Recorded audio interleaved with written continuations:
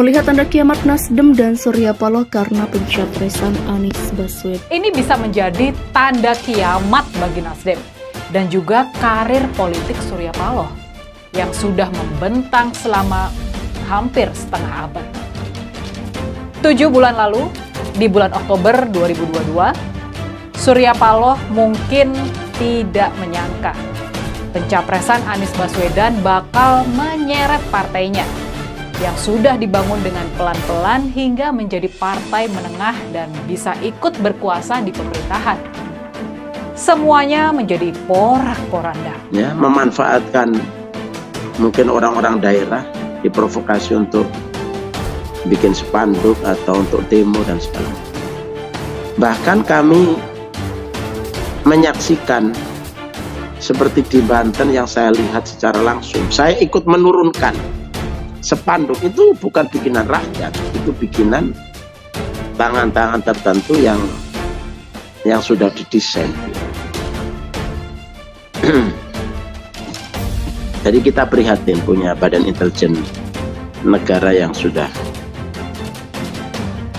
offset, tidak profesional, ya, tidak melakukan tugas fungsinya secara benar dan baik.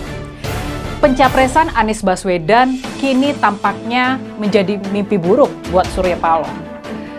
Mungkin Bang Paloh ini sedang menyesali kenapa dia dulu mendengarkan dan mengikuti saran mantan Wakil Presiden Yusuf Kala buat mendeklarasikan Anies Baswedan sebagai calon presiden dari partainya. Kini Surya Paloh dan Partai Nasdem dalam kondisi sangat-sangat tertekan.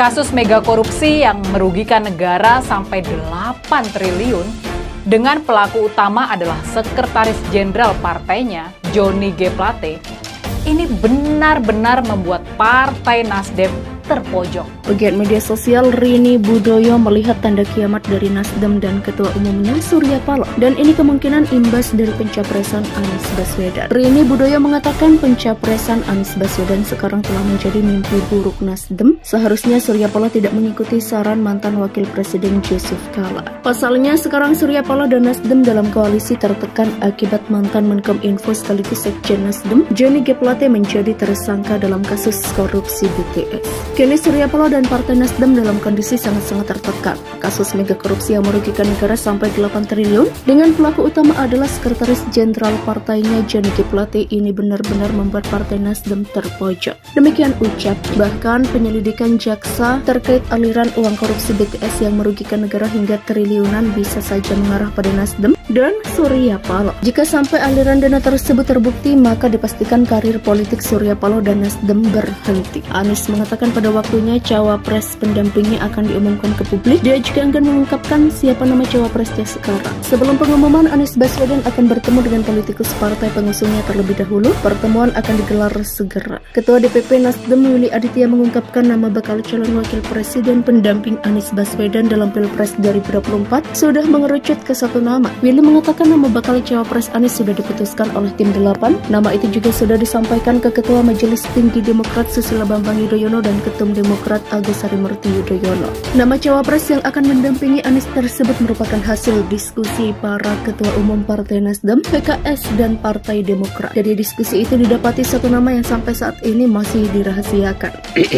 Willy masih enggan menyebut siapa sosok bakal cawapres itu. Dia mengatakan Anies sendirilah yang akan mengumumkannya ke publik. Respon Anies mengatakan pada waktunya cawapres pendampingnya akan diumumkan ke publik. Dia juga akan mengungkapkan siapa nama cawapresnya sekarang. Sebelum pengumuman, Anies Baswedan akan bertemu dengan politikus parpol pengusungnya terlebih dahulu. Pertemuan akan digelar segera. Pasalnya sekarang Surya Paloh dan Nasdem dalam koalisi tertekan akibat mantan Menkominfo sekaligus Sekjen Nasdem, Johnny G. Plate, menjadi tersangka dalam kasus korupsi BTS. Kini Surya Paloh dan Partai Nasdem dalam kondisi sangat-sangat tertekan. Kasus kasus megakorupsi yang merugikan negara sampai 8 triliun, dengan pelaku utama adalah Sekretaris Jenderal partainya Johnny G. Plate. Ini benar-benar membuat Partai Nasdem terpojok. Demikian ucapnya. Bahkan penyelidikan jaksa terkait aliran uang korupsi BTS yang merugikan negara hingga triliunan bisa saja mengarah pada Nasdem dan Surya Paloh. Jika sampai aliran dana tersebut terbukti, maka dipastikan karir politik Surya Paloh dan Nasdem berhenti. Anies mengatakan pada waktunya cawapres pendampingnya akan diumumkan ke publik. Dia juga akan mengungkapkan siapa nama cawapresnya sekarang. Sebelum pengumuman, Anies Baswedan akan bertemu dengan politikus partai pengusungnya terlebih dahulu. Pertemuan akan digelar segera.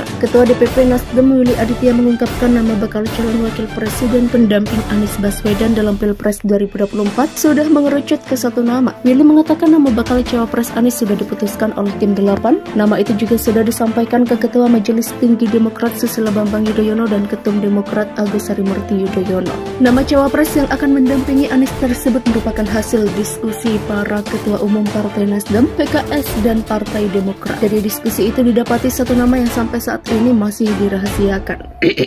Willy masih enggan menyebut siapa sosok bakal cawapres itu. Dia mengatakan Anies sendirilah yang akan mengumumkannya ke publik.